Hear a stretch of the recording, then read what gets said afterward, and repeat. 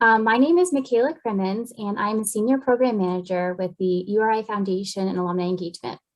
I am thrilled to welcome you all tonight to this special celebration for the 50th anniversary of the Good 5 Cent Cigar. I've had the pleasure of working with a wonderful committee who all came together to plan this event and also the in-person event. So thank you to all of the committee members. Cindy know, didn't you? Yeah, the name sounds familiar. Yeah, she's up there. So before we get started, I just want to introduce John Pantalone. John was on the news staff of the student newspaper at URI when the Good 5 Cent Cigar emerged from a rebellion among the staff. He became the de facto first editor of the cigar.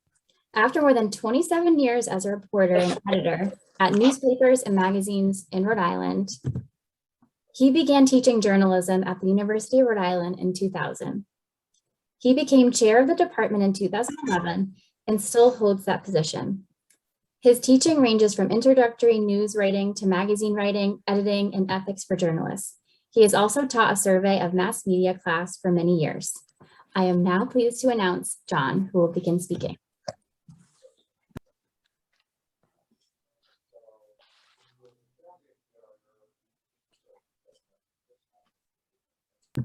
Oh, John, we can't hear you.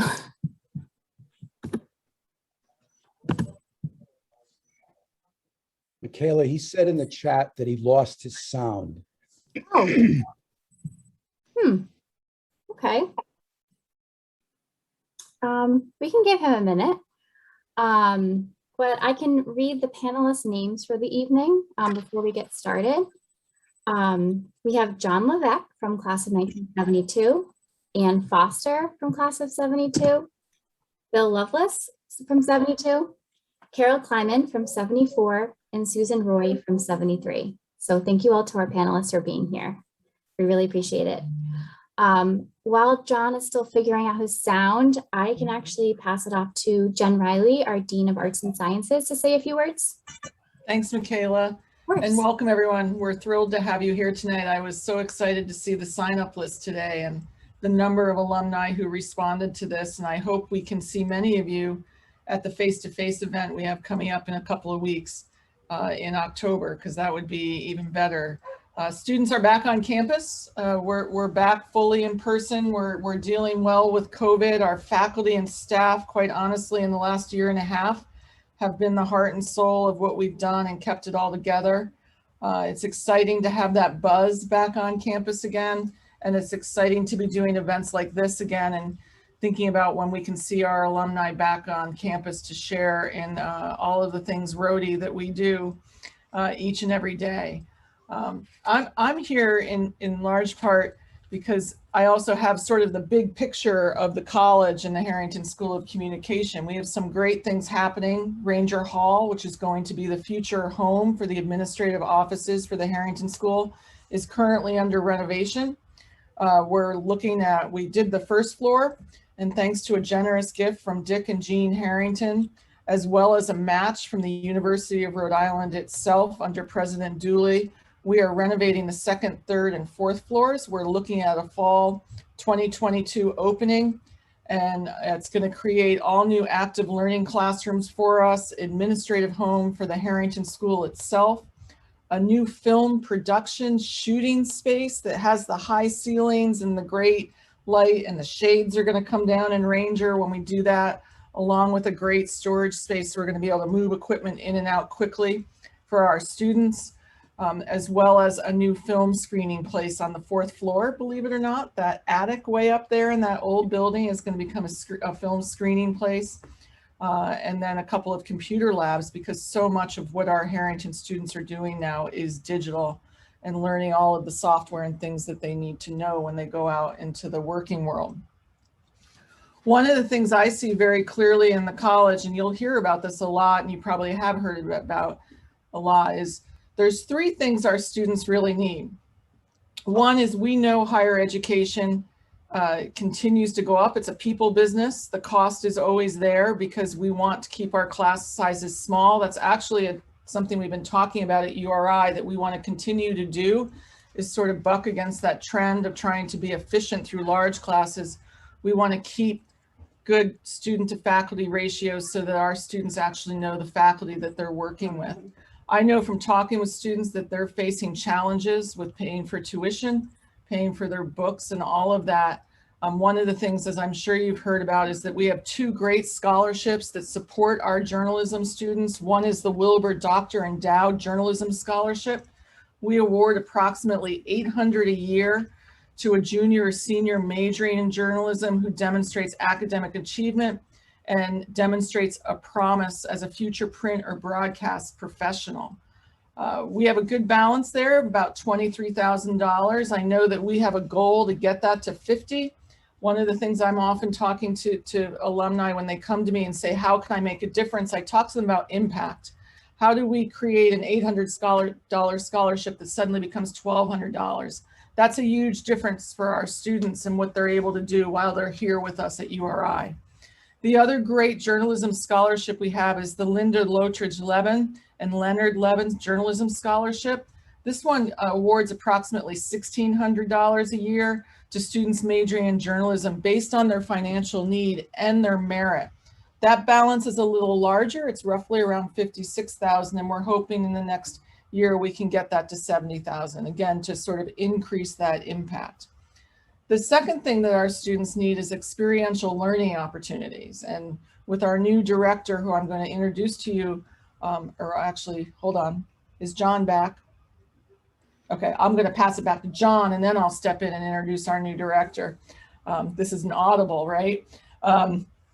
But experiential learning is key, and as Amina Katari will talk to you about, what we're really doing is taking the great opportunities our students have to take what they're learning in the classroom and apply it outside the classroom, not just by going out to places in the Rhode Island community and other states around the country, but also through learning labs that we're setting up on campus, such as our athletics partnership we have, which we've started this semester, fast and furious, believe it or not, where our students are working with staff to broadcast URI athletics out via ESPN Plus and Cox. Great visibility for URI itself, but also excellent hands-on experience for our students. So that's something that we're really looking to build in the coming years. And then the third thing our students need is, quite frankly, you. Since I've been here, I'm moving into my 5th year as Dean of the College of Arts and Sciences and the Harrington School of Communication and Media. My focus is on really building as strong an alumni network as possible. How do we link our students with the experience that our alumni offer them as they prepare for their future careers once they graduate at URI? In the spring, Amina will be teaching. We started these 1-credit courses a year ago in response to COVID as a way to help our students balance their workloads and give them practical experiences that could help them prepare for that post-university life. A 1-credit career readiness course. And in spring 2022, Amina will do the inaugural Harrington 1-credit career readiness course. This meets weekly online for an hour in the evening. And every week we invite an alum who can bring a particular skill to our students to come be a guest visitor during that time. So one of our advisory members, for example, Lauren Sands, will come in because she works at LinkedIn, and she'll talk to our students who actually don't understand how to set up their LinkedIn profile and how valuable it can be for them in their job search, how to do that well. What are the key words? How do you really profile yourself in a way that shows off your skills? So the course is all about preparing our students to be successful once they leave URI.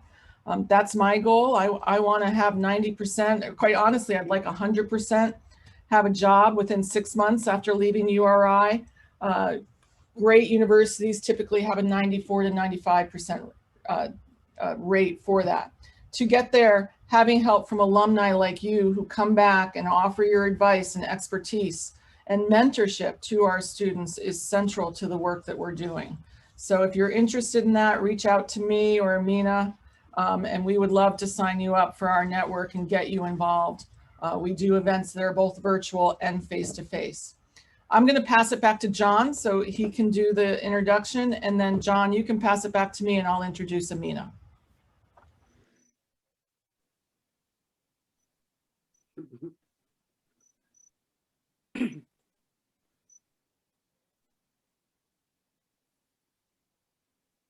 I don't see John. I think he's still having some technical issues. John, we cannot hear you. All right, so I'm gonna keep going. Yeah, why don't you have This is what Amina, you do as dean. You sort of juggle everything and you keep going. maybe Right? have Amina So, say a few words. I am. I'm really pleased to introduce all of you to the new director of the Harrington School of Communication and Media. We did a national search last year. We had a very active search committee that represented all of the departments within the Harrington School. We were thrilled when we interviewed. It was unanimous that Amina was the best candidate for this position. She joins us with great experience. She's a journalism professor. Her work, her interdisciplinary research is looking at the role of technology in transforming communication and journalism practices. Her work, she's worked on NSF grants, had external funding for what she does. She's been a recipient of teaching awards, really brings the whole package to us, and we're excited to have her with us. So, Amina, I'm going to pass it off to you. Thank you, Dean Riley. Hello, everyone. Welcome. I know it's a great time, and I think it's also a nice opportunity to introduce myself at this celebration. Journalism is important as a profession, but also what's going on around the country and around the world makes the major at Harrington even more important. So I'm really excited to lead the Harrington School and hope to work with you all, especially the alumni. I see some of our current students that I've met already in person. I think it's an exciting time to do new things with journalism. Technology is changing, how journalism is done, but I think the foundation skills are still the same. And I look forward to, engage more of the alumni and bring you into our classroom. And as Dean Riley mentioned, next semester I'm teaching the 1 credit class, and I hope to see many of you there. And hopefully, many of our students who are on the call today will take that class as well. And I think that's all I have to say for now. I know we are a little bit on crunch time, so hopefully we hand it over to the panelists now. Great, absolutely. John, any luck with sound? No? Okay, I'm trying to think, maybe I did give you the call-in information. Maybe you can call in through there. But at this time, maybe we could just have each of our panelists just quickly introduce themselves. Bill, do you want to start? Sure.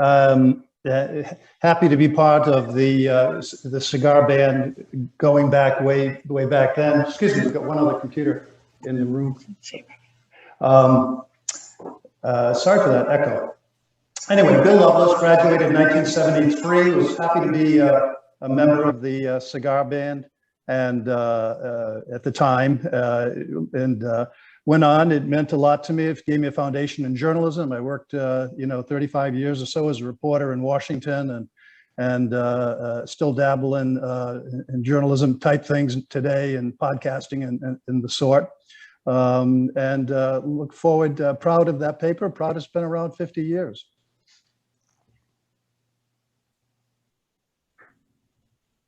Carol, do you want to go next? Oh, you're on mute.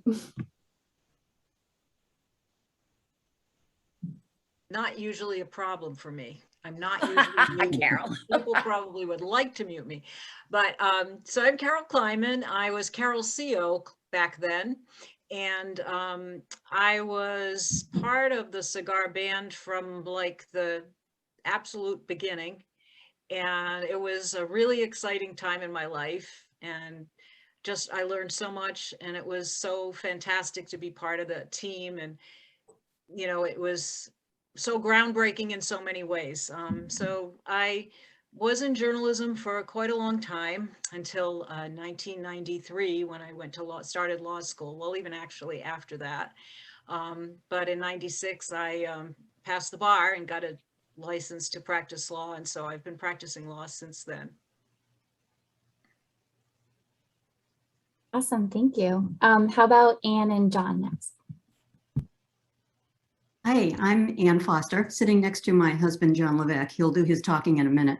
I was class of 72, was one of the legacy members of the Beacon, and then became the first editor-in-chief of the executive editor, excuse me, of the Good 5 Cent Cigar. I retired recently from a career in journalism, publishing, marketing, and public relations. And I am John Levesque. Ann and I actually met at the cigar, and the rest is history. I joined, I was one of the few, I guess, outsiders who joined the cigar band. Most of the cigar staff in 1971 were former members of the Beacon staff. I applied to be editor of the new paper, as did John Pantalone. And John was named editor. I was named news editor. And it was great training. I echo Bill Loveless.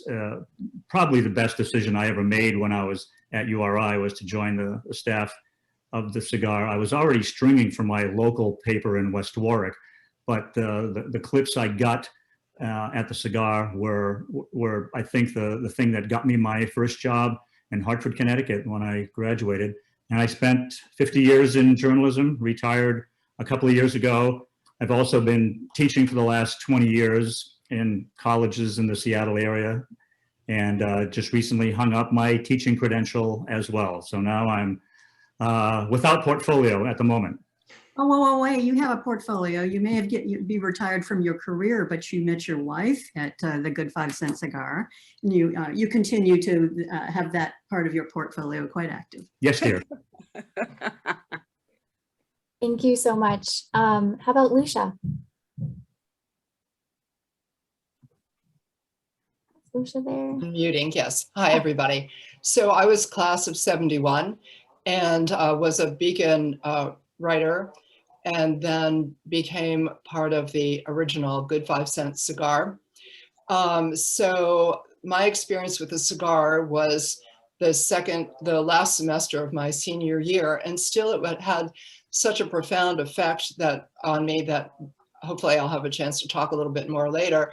But after graduation, I went down to Atlanta, Georgia to work on an underground alternative newspaper there for a while, so that what I had been looking for was some way of continuing my experience with a Good 5 Cent Cigar. And then after that, I actually switched gears a bit and went into television. And I worked for a number of years as a news videographer and editor and a little bit of producing. I really enjoyed using images to tell stories. And then after that, quirky things in life happened. I switched gears after doing an adoption and got a graduate certificate from Radcliffe in landscape design, and then spent maybe the last 20 years working in small nonprofits. And that's what I continue to do now. Awesome. And last we have Susan Roy. Oh, you're on mute. Okay. I joined the cigar in fall of 1970 after it was already in existence. And I'm the class of 73. And when I look back at my cigar experience, and I went on to work at a lot of national magazines, and I still think that the cigar experience was so valuable because in a way we had more freedom of the press there than I've ever had at any job since. We completely controlled it. We did what we wanted to do. We drove the agenda. And the two things that I am most proud of are the women's issue of the paper. That's it. And the gay insert, which was only 4 pages, and I didn't have that. I don't have a copy of it, but these were really big issues at the time. I mean, social issues and societal issues, and we were able to address them. And when I look at this, if I look back at the cigar women's issue, in some ways it's great because there were so many things we were able to do and talk about. In other ways, it's sad because this issue here was put out before Roe v. Wade. And here we are again. Let's see what else. The other thing was that the gay community on campus was so underground, so off the charts of secrecy, essentially, for their own protection, that in this one, there was a list of announcements, and there was an announcement for the gay coffee house. You called a phone number so you could find out where you would go for this gay coffee house. So I get, in a lot of ways, we've made a lot of progress. In a lot of ways, we haven't. But I really treasure the experience, and I think more and more as we've gone away from reality-based reality. The journalism training that I got and that we were able to enact there at the paper was incredibly valuable. I went on to get a master's in architectural history, and I didn't have any academic background, but my journalism training really was what allowed me to do research and write history and understand what facts are, and that you had to substantiate things. So it was a really valuable experience, and I hope it's as valuable for all of you that are working there now. Awesome, thank you. But Michaela, are you able to hear me? Yes. Oh, great. Oh, it's kind of cutting in and Did out. everyone speak? John, you're Okay. cutting, John, it's not cutting me through clearly. You're cutting in and out. All right. Yeah, it must be the Wi-Fi at the house. I don't know. Okay. That's how technology goes.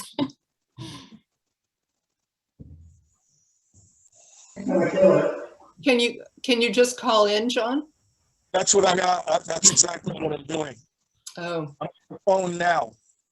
I think one thing we were going to start talking about was how the name came to be. Does anyone want to go there?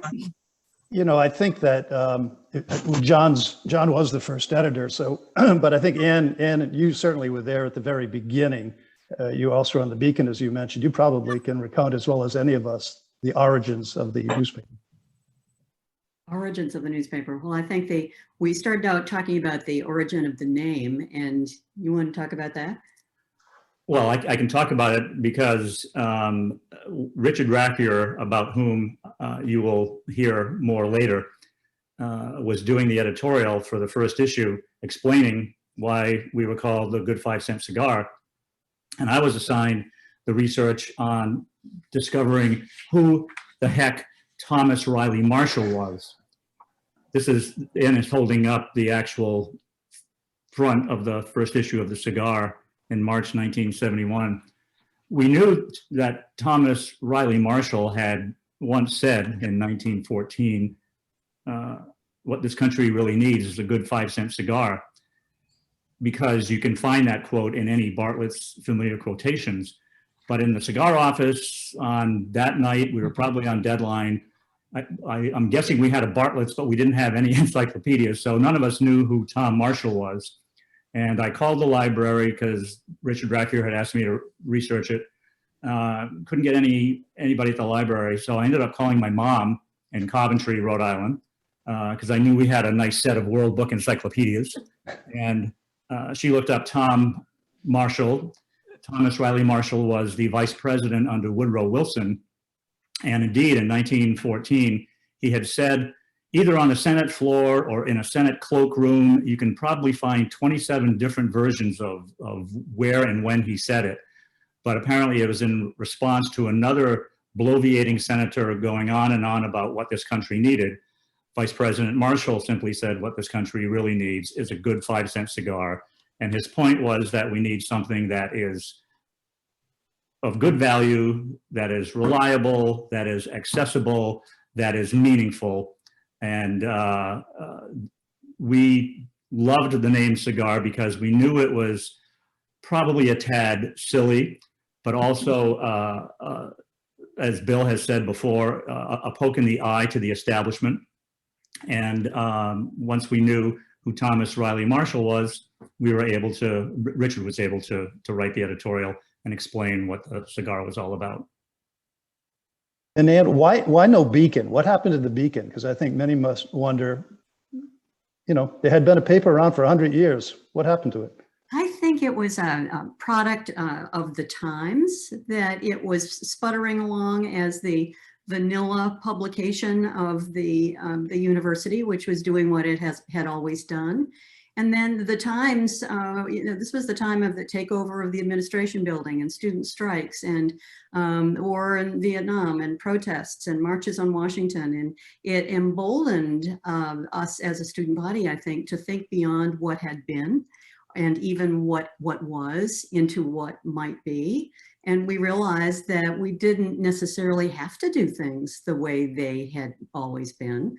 And when Bruce Daniel, the former editor, resigned and in a huff over his objections to the way the Beacon was being run, a group of what became the Cigar Band decided, here's our chance to do what we'd like. As Sue said, let's write the agenda. As the dean said, let's get ourselves some experiential learning and take what we've been getting in J12 and the instruction that we've been receiving from some great inspirational journalists and academicians. Let's go do something. So that's what we did.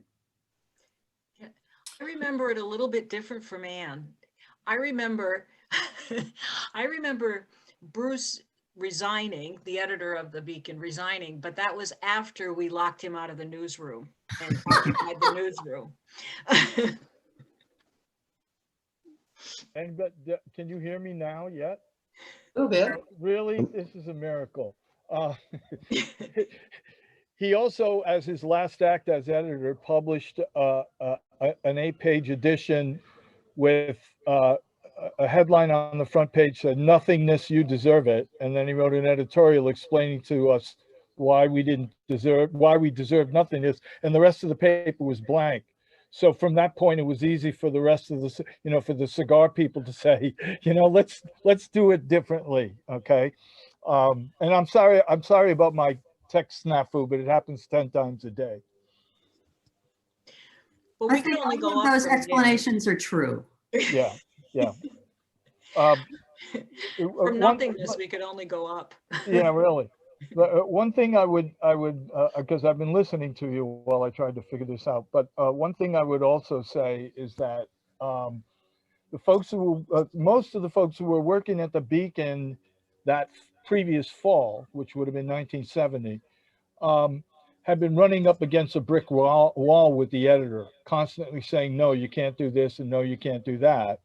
And then I don't know if you mentioned this, but the sort of the crucial event was a story in which a student had shot a firearm in the dormitory, and the editor at that time would not allow the reporter to include that student's name in the story. So it was essentially a form of censorship, and that one thing led to another after that.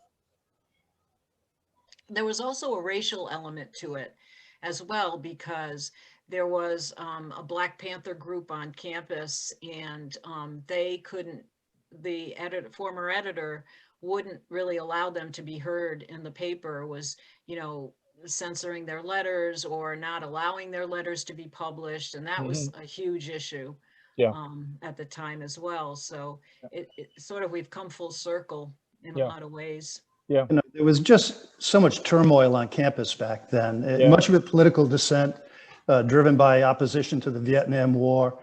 But there were many other factors too. This was a generation coming into its own, at a time when traditional views on a lot of things like race, gender, sex, drugs, were being turned upside down. And, demonstrations and protests were common. There were lively conversations that extended into the classrooms.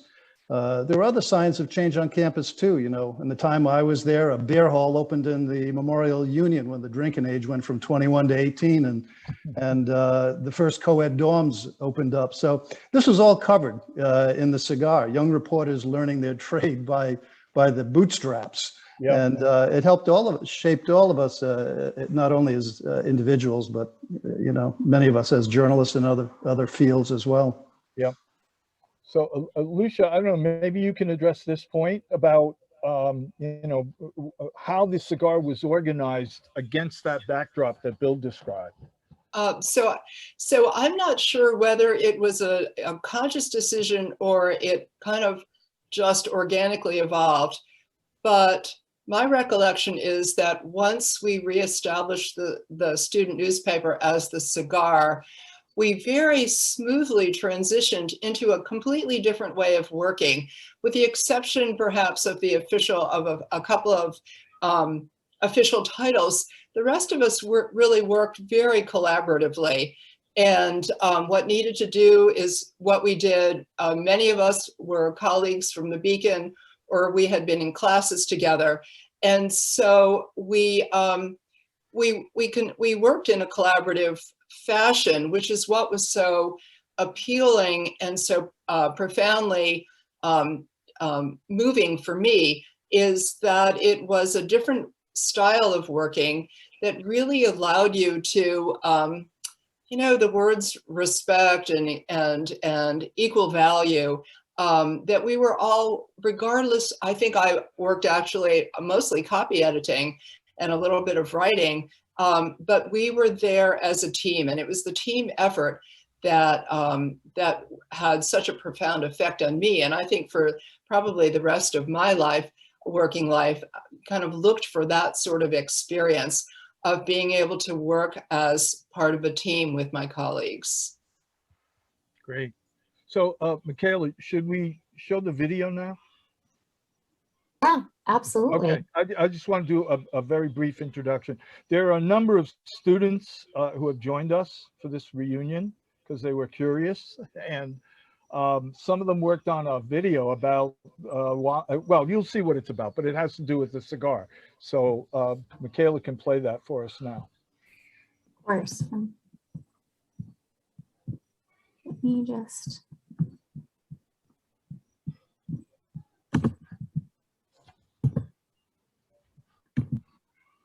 Can everyone see? Yep, there it is. Good. Okay. I apologize if it gets a little spotty. That's happened sometimes when I share videos, but hopefully it's fine.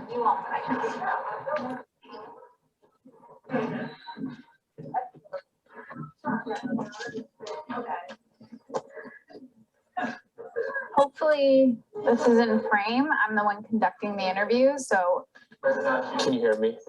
Hold on, Jason's walking down the hallway. Sprint. He actually did it. So why did you join the cigar? Why join the cigar? Yeah.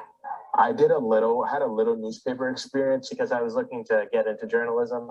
It was during COVID and I had no clue what to do. And I was like, I kind of like writing. And I really wanted to just have a way to explore what I wanted to do. My first couple of friends were Juliana and Leah. And they were like, oh my God, we should totally go. I was really interested in improving my skills as a writer. I wanted to get some hands-on experience in my URI 101 class. Julia Morrow was the URI 101 mentor. And I remember a specific sentence she said, if you're a journalism major at URI and you don't join the cigar, what are you doing? I was recruited by the old editor-in-chief because he gave me a tour and he convinced me to join the cigar on the first day that I ever visited URI. And then he kept asking me until I showed up to a meeting. Was it Ian Weiner? It was Ian Weiner. Ian Weiner himself harassed me until I joined the cigar. And I loved it. Oh, what's one thing you learned with your time at the cigar? I think that one thing I learned at my time in the cigar, are the right prepositions? I think I've learned that you can find a story in any place that you're willing to look. One of the main things I learned in my time at the cigar has been leadership experience. I've learned to have a lot of patience with myself, with the people I work with. Well, the most important thing that I've learned is that I don't want to be a journalist from working at the cigar. What's one memorable moment you have from your time? It can be funny, it can be serious, whatever. That's a lot. I know there's a lot that occurs, especially deep into meetings, deep at 11:30 on a Wednesday night. Being a part of recruiting at first night and seeing all of the freshmen. I'd honestly say probably being in the broadcast studio for the first time, recording the newscast. The first cigarellas, which is just the way to celebrate the cigar at the end of the year? The first production I attended is the most like vivid memory I have. I remember that there was one week where I wrote 5 articles and like the editorial board was all texting me, like congratulating me, and they were really proud of me. And that just kind of made me realize like how great of a community it is. And I just remember seeing how all of the editors like got along so well, and just seeing that dynamic and how much fun and you could have in the chaos of making a newspaper. My favorite memory with the staff has been the great hot dog versus sandwich debate, or is a hot dog a sandwich debate? We spent many a production night trying to determine everyone's answers and fighting about whether or not a hot dog is a sandwich, which is a very critical question, and your answer means a lot. And for the record, Kate, you're wrong. A hot dog is not a sandwich. What does the cigar mean to you?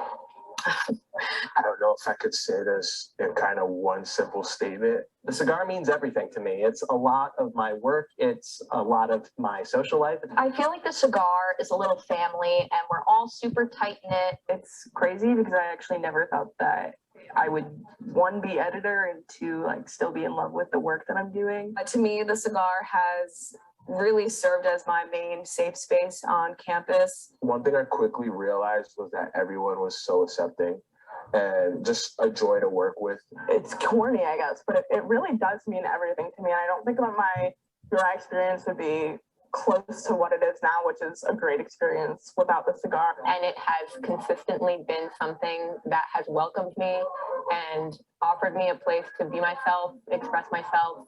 I would not trade my experiences at the cigar for anything. I'm so glad that I decided to walk into this office as a freshman.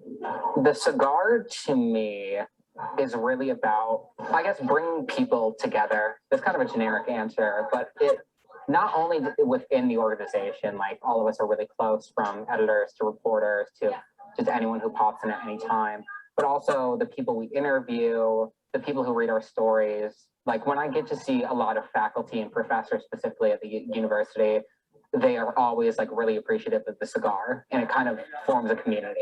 So I think it's really, to me, just a very large community.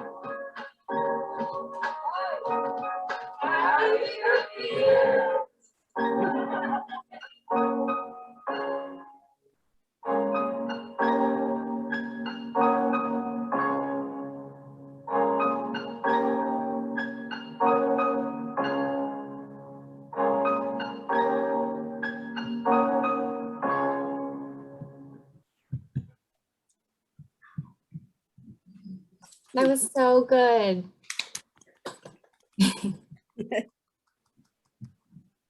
Oh, John, you're on mute. Of course I am. So Leah, who's on page 1 of the gallery, is the principal filmmaker.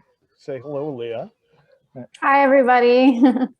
So, Michaela, we're going to open this up now for folks to ask questions or make comments. You want to share memories from different times, because we've got people here from a variety of decades. So, I don't know, you want to manage that? Yeah, absolutely. So, okay. I mean, anyone can feel free to start talking, or if you have a comment, you can also put it in the chat and I can monitor that. But it really is so great to have such a wide variety of people here. And if anyone has anything they'd like to add or a question for any of the panelists, feel free to go ahead and ask. I'm going to just jump in quickly to say, because I want to hear from others, that video was incredible. And it makes me think how the experience we had 50 years ago is not that different from what the cigar band is having today. We lived through and covered all that turmoil in the 70s. There's plenty of turmoil and exciting stuff happening today as well. And I recall a recent piece by the former editor of the Cigar a year or so ago saying how she had spent so much of her time real experiential learning covering the pandemic. And there's not only the pandemic, there's climate change, there's so many other crises and critical stories facing us today that they're covering on the cigar band in a way that reminds me of what we did back in the day 50 years ago. Can I add to that? Listening to some of the new job titles on the paper reminded me of back in the day, the work that John Struck did to help us get independent of other printers. And it's reassuring to see that the work has gone on and it's still expanding and covering more new territory. And I'm still amazed that the title stayed for 50 years. I'm so glad you mentioned John Struck, because I think he was essential. And, the business people, they kind of get shunted into the background because we're, the reporters, whatever, we're prima donnas, but he was definitely seminal. I'm so glad to see he's here on the call. Where is John? John, do you have something to say? He was somewhere. I thought I saw him. John, are you still on? I'm here. Thank you very much, Carol. I agree with one thing you said. The reporters were prima donnas. There's no question about that. Well, you're down on page 3. Yeah, really. But it was a blast. It really was. And yes, getting the independence and being able to produce our own paper and being able to hold later deadlines and all that was fantastic. And the technology introduction that we did then is fantastic to see the technology continuing along the path today. It's wonderful. Hey, John, it's John Levesque.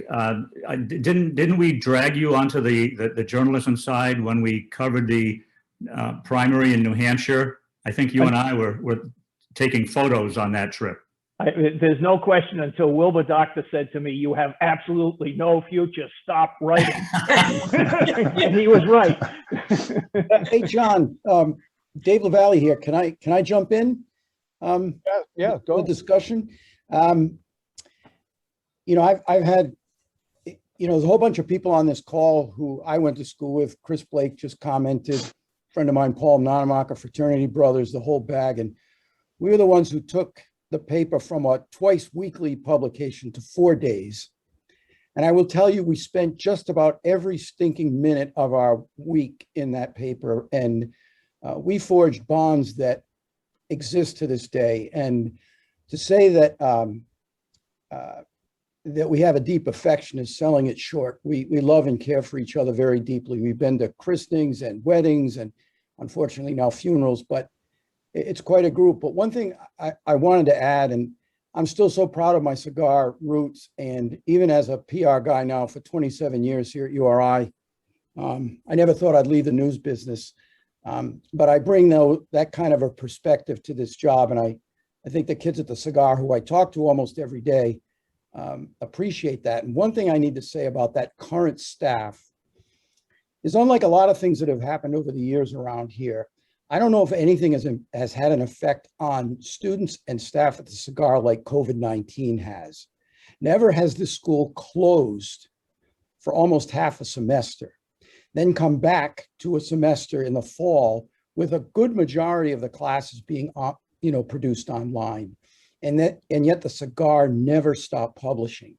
And I think I heard from Mary Lind, one of my former students from 101, and Kate LeBlanc, and all these other kids. They kept calling me about COVID like almost every day, and they got it right, and they were aggressive, and they did a hell of a public service. So the beat goes on here at the university with talented young people, and we owe them a tip of the hat. Well said. Really nice. So there's a lot of comments in here. Someone asked who the first photo editor was in the 70s, and then someone said Alan Green was photo editor in the early 70s, and he's on. I'm the photo editor 50 years in the future. Yeah. I'm James. Yeah. We must get together later. Yeah, share pictures. That's awesome. Alan still has some pictures from back then, Yeah, I think. what were people taking pictures like on, I guess, in the early 70s? Well, there was this thing called film. And we all had 35mm cameras, and the paper had a couple of severely beat up 35s. We had our own dark room next door to the yearbook dark room. And aside from Shelley, who's on the call, we tried not to hang around with the yearbook people. And, it was, you use the tools that you had. So yeah, I'm using back to the dark room, and a couple hours later, you can bring prints in to the newsroom. I'm using a Lightroom Classic right now, so it's a little different than darkroom, but yeah, a little bit. We will definitely have to talk. Yeah, definitely. I had go something ahead. else I wanted to mention about the first days. For some of the current cigar staff, don't get the idea that it was an easy transition. You know, we flipped the circuit breaker and the beacon was gone and the cigar was there. There was a whole lot of unhappiness on campus back then. A lot of people, what are you crazy hippies doing up there? There a lot of people along, I see Carol nodding. A lot of people along Fraternity Row and I was waiting to see a mob come up with torches and pitchforks and stuff.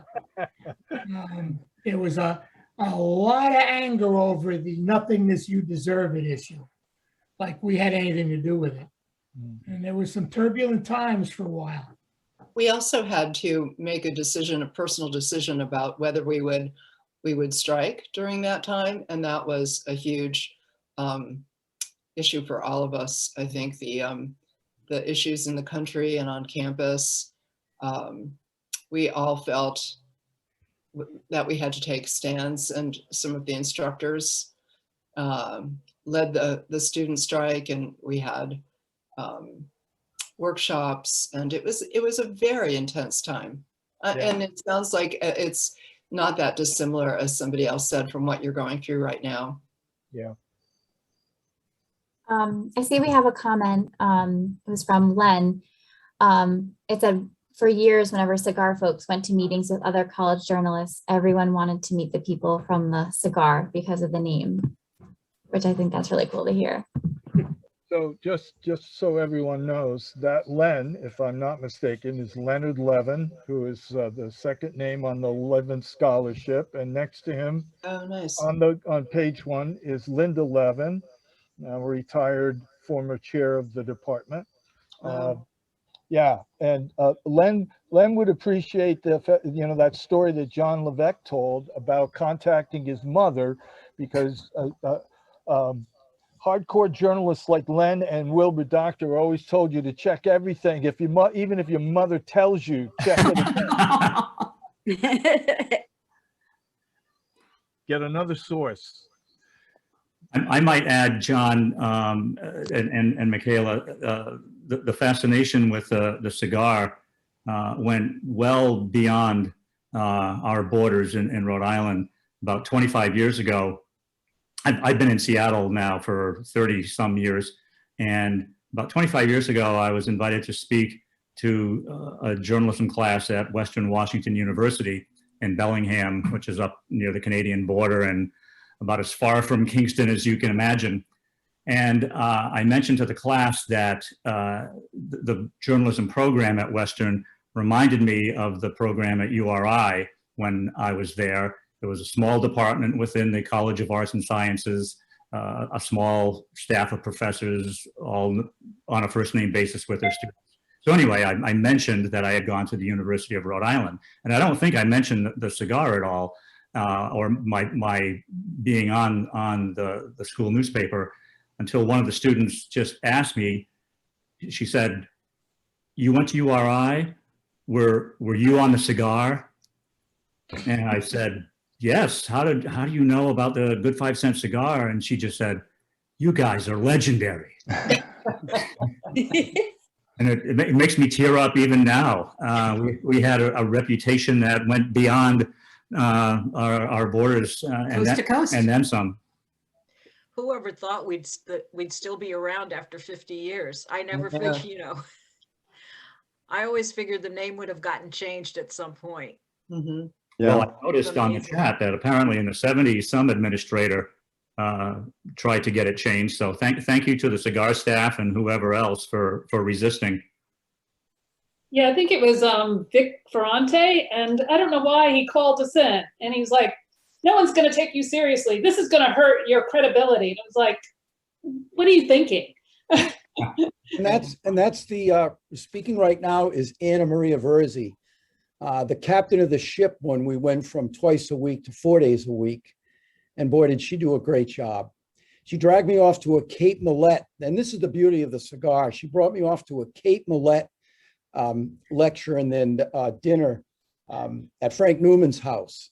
I was a sports guy, was the sports editor. I said, I never would have met Kate Millett in a million years if Anna Maria hadn't dragged me along, and that was terrific. But we also had, I put in the chat that we had, when I was here, my first couple of years at URI after newspaper work, we went to we banned smoking in all inside all buildings. And there was a concern that the cigar glorified smoking. And there was some discussion about getting rid of the name. And I said, oh my goodness, you are going to feel the wrath, and I will be right with them. My PR position be damned.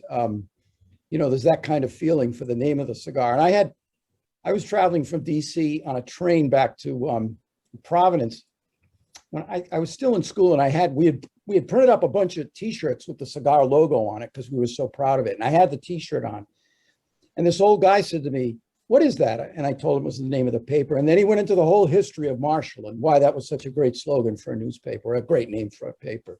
So it still has a great.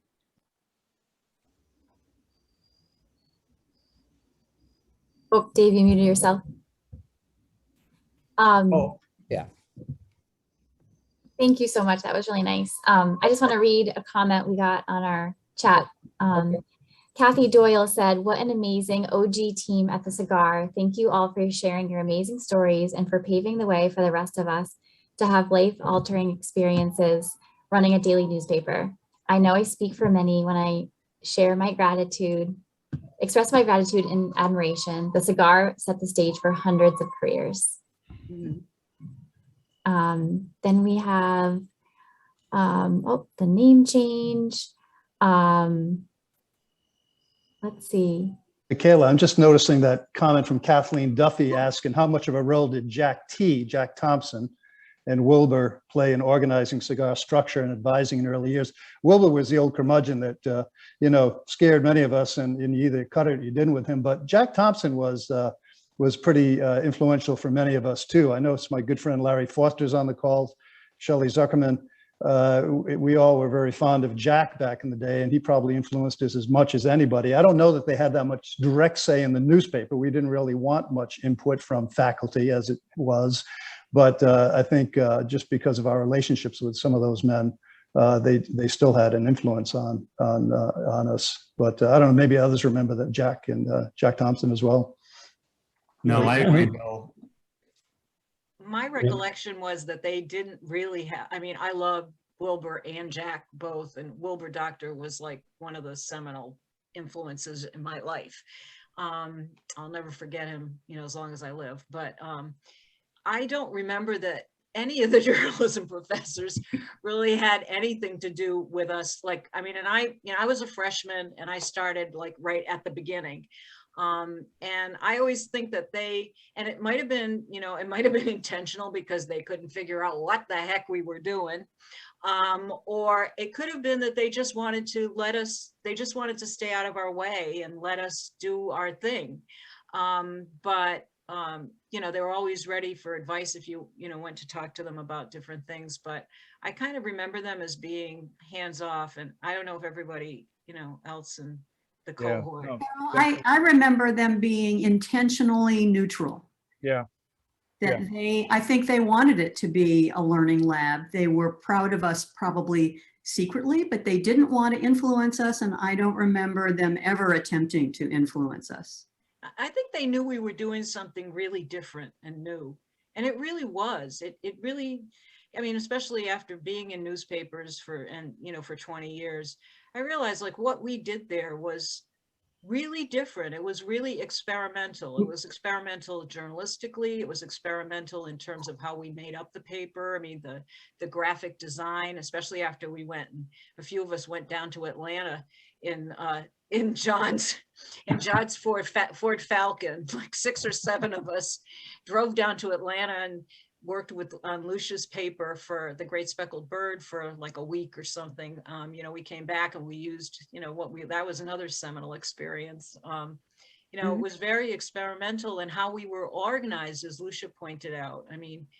And back then, just to put it in context, most women who were working in you know, the anti-war movement. I mean, we were stuffing envelopes. We weren't doing anything meaningful.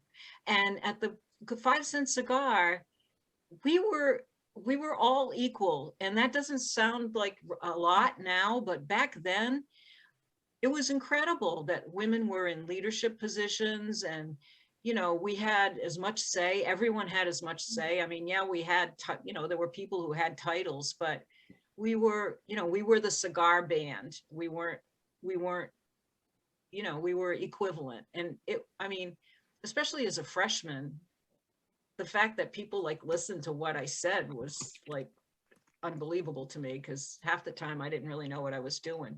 Oh, yes, you did, Carol. You Can I did. just Yes. say, I'm Marsha Holmes Green, and I was one of the news editors along with Larry Foster, and we used to meet with Jack, and it was Larry and I meeting with Jack, and we might have seen him more than other people did because of that.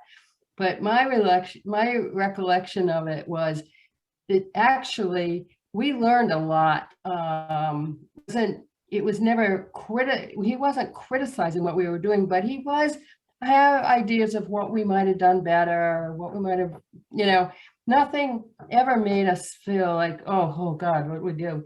But it was something I learned. In fact, I learned more from Jack Thompson than any other, I'm sorry, professor, any other class. It was the cigar staff folks, and it was Jack working with Larry. So I just want to say that. Marsha, I would agree with that. And the following year, John Geddes, who's also on the call, and I were news editors, and we met with Jack every week just to, it was a very informal arrangement, but as you say, we learned a lot. And I still remember Jack telling us that the April Fool's issue we did, where every story was a spoof, was our best issue of the year. And I never quite knew how to feel about that, but I took it as a compliment. Just for fun, do we have a show of hands of all the folks who have been an editor of the cigar? Because it's a lot of folks, lots. An editor, I've been an editor. Yeah. That's awesome. Yeah. That's great. Anybody else want to chime in? We're close. Yeah, we have one more minute. Okay. There's some really great comments in this chat. It was so nice doing this. I mean, I really enjoyed just hearing everyone's stories and just working with the committee from start to finish and hearing all the panelists. I do want to mention that we have an in-person event next Saturday, so October 2nd from 4 to 6, and it's at the Alumni Center lawn. We have a beautiful tent. It will be catered. There will be a cash bar. And right now we have over 60 registered. So if you can make it to Kingston on October 2nd from 4 to 6, it's going to be a really nice event just to be together in person and get to talk more. And we're hoping some of the current students will come as well.